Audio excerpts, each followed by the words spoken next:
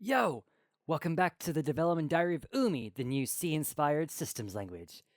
Last time, we put ourselves into a pretty good position to start compilation proper. We finished the recursive implementation of our quick little Umi source file getter function, and we've also gone ahead and we've written some string functions, but now it's time to take our Umi compilation structure and to begin parsing, one of the major stages of compiler development. So, probably today, what we'll do is we'll end up writing one of the rules for parsing out the syntax of UMI, starting with main. So, hopefully, we can get this import statement properly parsed and have the AST for that built up, or at least the beginnings of an AST. Because as far as my development history goes, I've never actually created a full AST parser for a language before. I've gotten close. I've gone through and been able to actually parse a language, but building up the AST has always been something that I've put off forever, and other things got in the way, and I never ended up actually doing it. So now we're doing it live on YouTube for everyone to learn and watch along and have a good time. So let's just go ahead and dive straight into it. So the first thing I guess I'll do is we need to actually pass this compilation data to our compiler backend. Front end? I guess this would technically be the compiler front end. So let's say, I I don't even know how we want to get this to start running. Let's just say umi parse, just to begin with. We'll say umi parse, and we'll pass through our compilation thing. And probably eventually here we're going to need more things, but for the time being, just passing this compilation thing down the pipe is what we shall do. So let's go ahead and make this happen. As usual, we'll make everything const expert just in case. Actually, you know what? This won't be const expert, will it? You know what I never added here? I never put static here. And do I want this to do static? I guess I do. So the reason why we're putting static on all of our functions is because we want all of our functions to be maximally optimized, and also we are using the Unity build project structure, so there's no point to have all of these not be static. Okay, so we'll make a static order umi parse, was it? Was that what I called the file? Yeah, umi parse. Umi parse. And you, my friend, take in an umi compilation. And let's call this the compilation. Does it return something? Probably it will in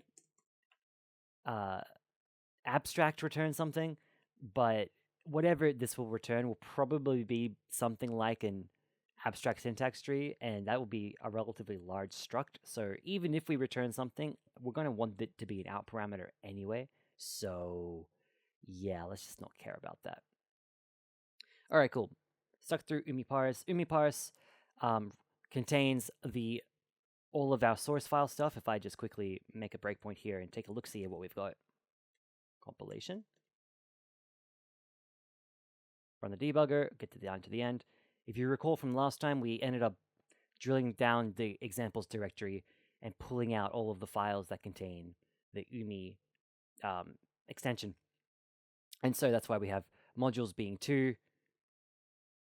compilation modules. In C-line, you can have a pointer to something, stick the deref operator on the side, say @ and then put a number, and it will interpret that memory as an array. So it's easier just to inspect things. But you can see we have the module name, so it found std.io.umi first, and then it found this source text. And this should be the correct source. I'm pretty sure even this is correct. Yeah, this looks all fine. So preferably, I want to start parsing from main.umi first, but it looks like it's going to start from std.io first. So I guess we'll end up, just going straight, just going straight for the money and parsing off a function prototype header. Fun.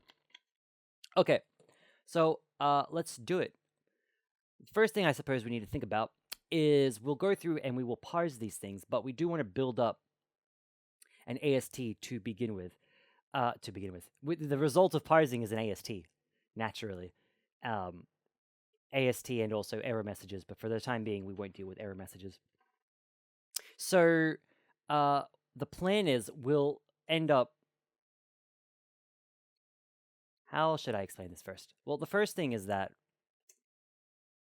whenever you do a parse, the way that you do a parse for any language is, for any programming language, is done via the so-called Bacchus nor form. I think this is how you spell his name. This might be just with a regular K. Yeah, that looks wrong. How do you spell this guy's name? I don't remember. Bacchus nor, nope. Ah, there it is. So Bacchus nor. So it was CK, I was right about that. BACKUS nor form. B and F form. And as you can see, even Google comes up with like compiler design, grammar, etc., etc. Look, whoops, I didn't mean to close Google.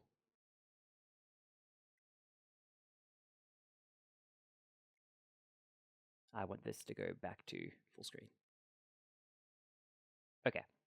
So the long and short of it is that with Bacchus nor form, you have terminals, and this is the literal syntax of the language. For example, it could be the character open parentheses. It could be identifier, which is more than one character, but it forms a rule. It's the base syntax. It could be this, the arrow itself could be a terminal. It's a, can you please? Thank you. It's a terminal is an exact string or a regex for a string that you can match in the source text proper. And this becomes essentially what you see is what this becomes. So for example, if we saw open parens here, then the name for this terminal could be like left parens. And if you had an identifier, then the name for your identifier would be something like identifier. It's pretty straightforward. If you had this arrow, right arrow, this might be R arrow. So what you see is what you get. You have terminals, and you also have non-terminals. And this is where most of the fun and the interest of parsing programming languages comes from.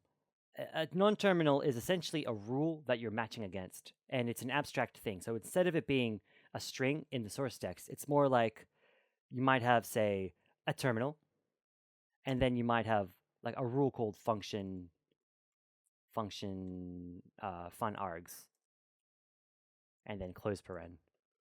And then fun args is its own rule. And you can see this is already going to start to like recurse down. It might be identifier followed by a colon, followed by maybe a type ident, etc., etc. And maybe just to finish off this example, followed by an optional comma, and then this might be 0 or more. And then a type identifier could be like the string int, or it's the string float, or it's the string char, etc., etc., etc., etc. So like this, you can build up pretty complex trees of language grammar from what's essentially just a very academic way to describe recursion. And what most programming languages do is they will try and create a grammar either explicitly or implicitly. So this is an explicit grammar because we've written it down. They'll try and make it the grammar so that it's not ambiguous. You can just essentially go through each of the rules that seem applicable, try to match one of the rules, and at any point you only ever have a single match. That's the technical definition of ambiguity. And sometimes you can't help. For the classic example of an ambiguous language is in C++ and C. If I had no context and I was just looking at this, it would be impossible to tell whether or not this is a multiplication expression or if this is a type declaration of I, which would be a t pointer, a pointer to a t, sorry.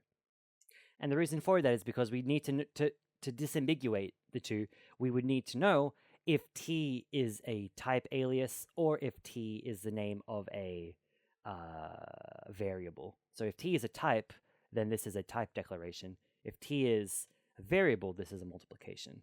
And so you would have to know, based on what you've previously parsed, what t is to disambiguate this statement. So we want to avoid this kind of thing. So this is ambiguous. I want to avoid this kind of thing. And sometimes to break the ambiguity, what you can do is not only do you have a list of rules, but you also check the rules in order. So rules that are higher up in this list have higher precedence. And so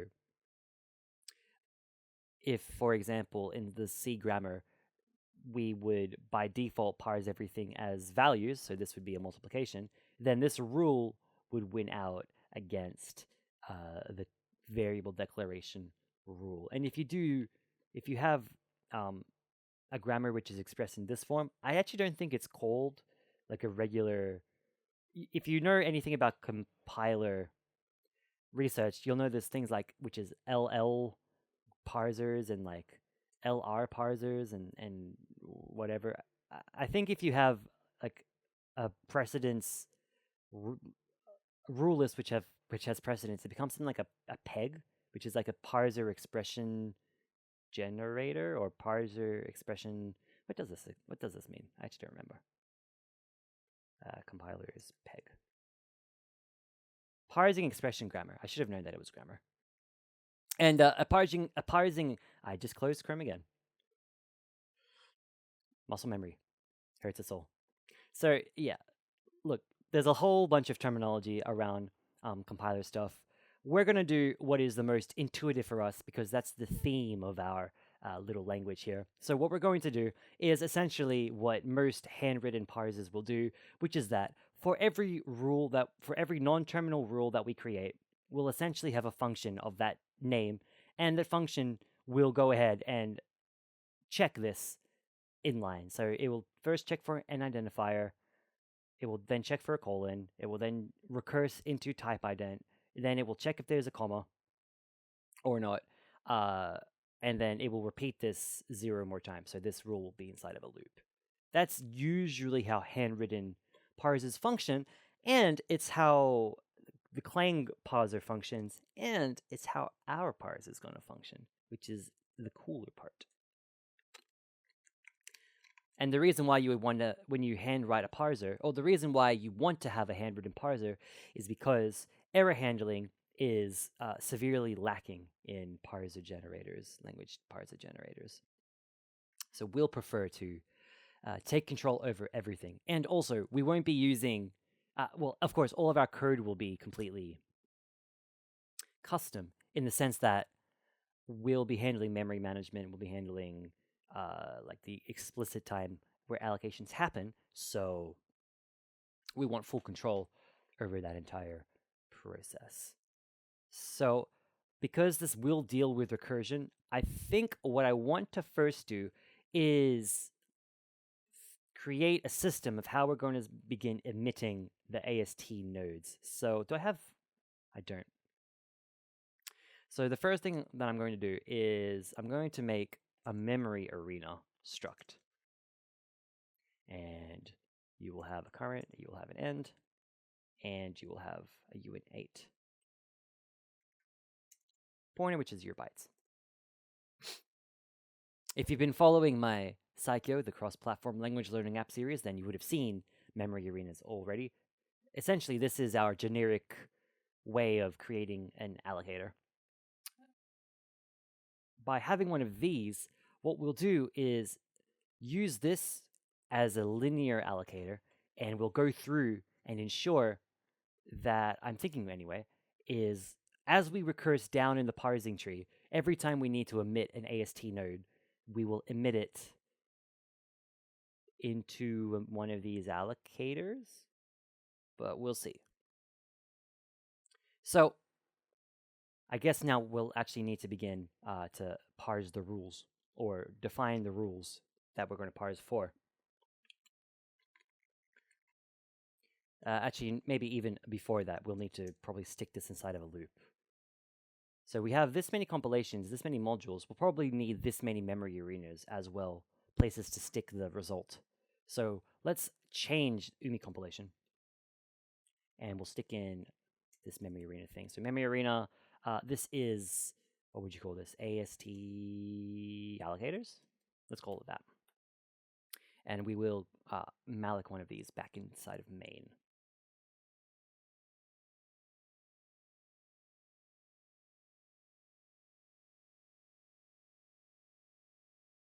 So with this, we can actually malloc this at the end.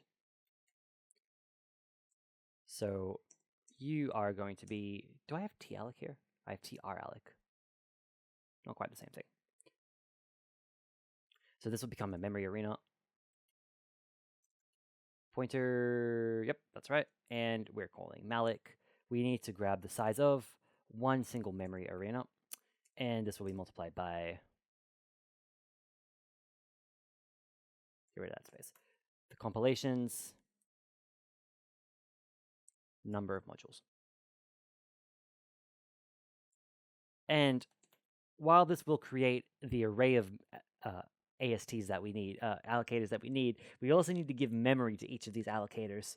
So how should we do this?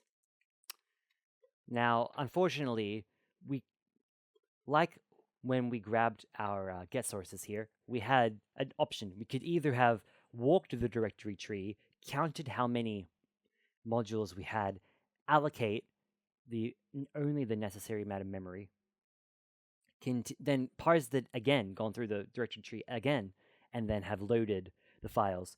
We didn't do that. Instead, as we were going through, we were reallocating along the way, specifically right here. And unfortunately, the same issue is going to happen for our ASTs as well. We don't know how many AST nodes there will be inside of each of these files until we actually go through and parse it. But parsing is relatively expensive. Is that even true? That may not be true. It's the common wisdom that parsing is true. Parsing is the most one of the most expensive parts of compilation. But given the state of modern hardware, now I'm not so sure. But the fact still remains that probably we don't want to parse twice when we could just allocate once, and then whenever we need to grow, just grow, or we could over allocate. So this will be a kind of decision we'll have to face many times along the way as we keep going. What I'm thinking is at the start, we will, especially considering we know how big our test files are here, and this is our little test program, probably at the start, we'll be completely fine just to give it a flat like 4K or 8K, and we'll never exceed that, and so we won't have to face this problem too directly at the start. So I think that's what we'll do instead. So we'll say int32 I equals 0, well I is less than, and modules.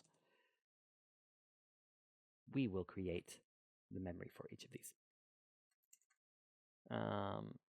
AST.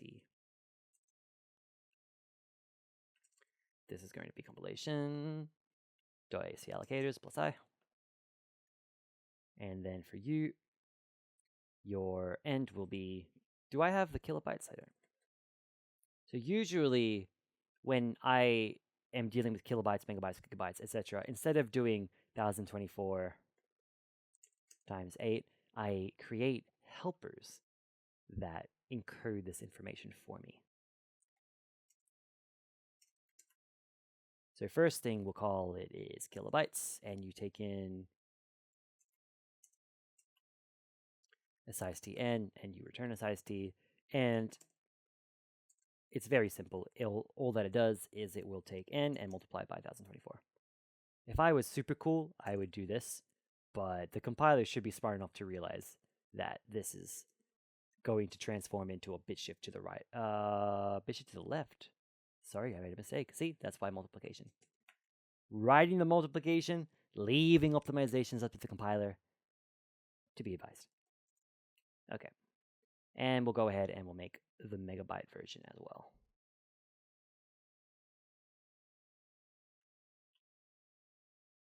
So the amount of megabytes is the number of kilobytes of n multiplied by 1024. And in the same vein,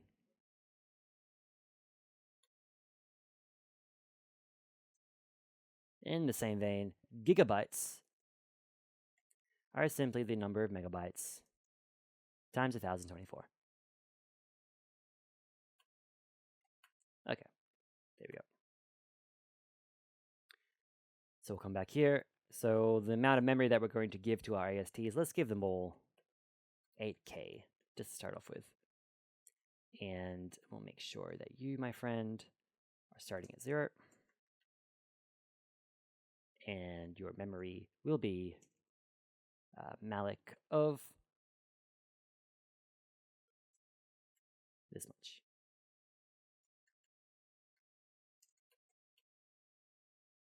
Okay, there we go.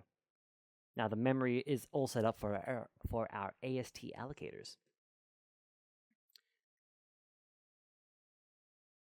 Okay, the next thing we'll do is we'll need to start iterating over all of our modules and pulling this out.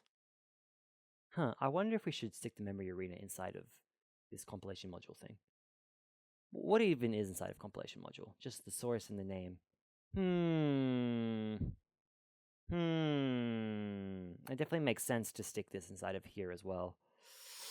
I guess we'll leave it for now because we can just parse this out separately and then deal with it later. Yeah, it's good enough for now. So let's say for. Actually, what I'll do is I will create one more new function. And we'll call this compile. And this is what will take the compilation. And then inside of our parse function here, you will take a compilation module. And you will also take one of those memory arenas, which is the AST allocator. Let's just call it AST. And inside of our compilation here, we'll say for order in 32, maybe module index is equal to 0, while this thing is less than the number of modules that we have, then we will increase the module index. Pretty common pattern that I often do is I'll pull out the mods. Let's call this the CM.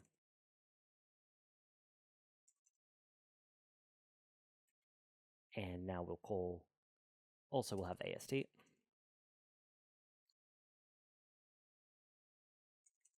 Plus this module index, and we will pass it through to our parsing function. So you will take CM and AST. Thank you. Okay, cool. So now we're in the perfect position to start parsing proper. So inside of our compilation module, we had, again, the module name and the actual source information itself. So the source iterator is what we'll probably need to start off with.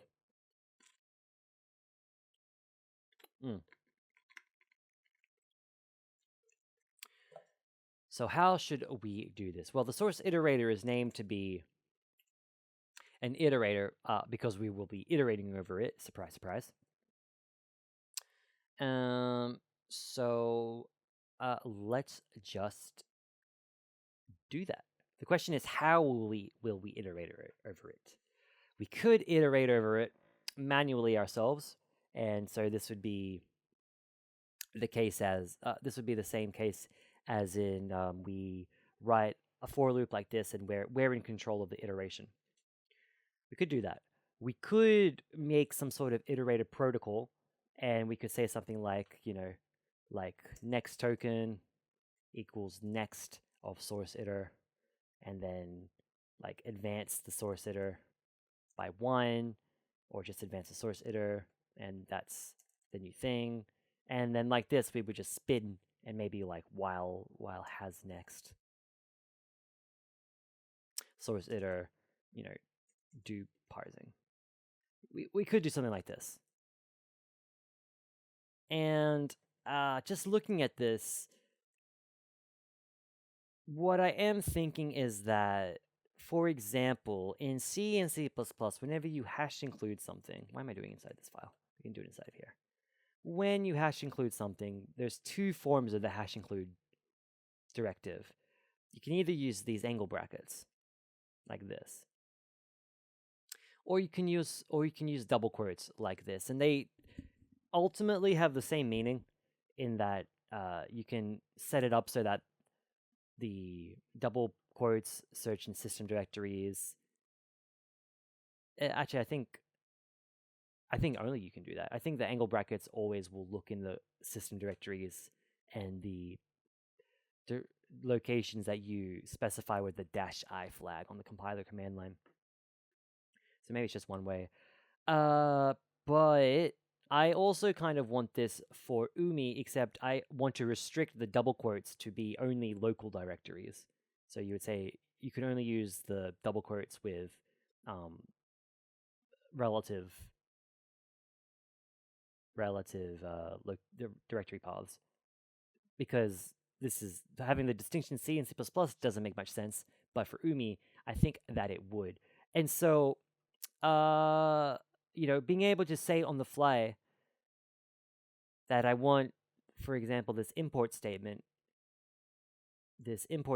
to accept both angle brackets and also double quotes, that's less of, when people write a parser, usually they will write a lexer, which is a thing that produces these tokens, like, for example, creates an identifier token, creates an angle bracket token, creates a string token, semicolon token, things like this. And then the parser proper uses the tokens as a compressed representation of the source text. And then it, from there, creates the AST. But if we start having the idea that an import statement, for example, if I wrote the grammar for the import statement, maybe it would be like import statement is import followed by angle bracket or double quote followed by std. Oh, sorry, that'd be a ident. And then followed by this won't work because this would let you mix and match the two things together. So instead, what you would want is it's either this rule or it's this rule. I should put the comment there.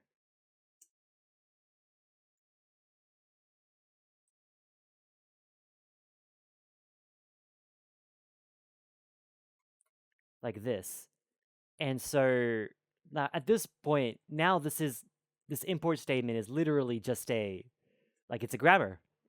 Like whether or not we're looking for double quotes or we're looking for these angle brackets, this has now become part of the grammar. I just don't see a need to have a completely separate lexer. It just doesn't make sense. You may as well just have a grammar rule which tells you what an identifier is, and then you just recurse to find the identifier. Like the lexer becomes a part of the parser. They're basically the same thing, So there's not really a need to have a very strict delineation between the two things. I'm going to need to think about this a little bit more, but that's okay because right now we're at the end of time anyway. So I think we're going to leave this here, leaving it off on exactly how it is that we're going to walk over our source iterator here. And so we'll come back and we'll revisit this in the next episode. Thank you so much for watching. This episode, we didn't do all that much. We created a few helper functions for calculating kilobytes, megabytes, gigabytes, and we talked about the Backus-Nor form of programming language grammar, and we prepped ourselves just a little bit more for AST memory allocation and things like this. So we'll come back in the next episode and we will begin parsing properly depending on what I decide I want to do with our iteration. So thank you so much for watching. If you have any comments, concerns, questions, insights, anything at all, then feel free to drop me a comment in the comments section, and I will get to them when I can. So, thank you so much for watching. Take care.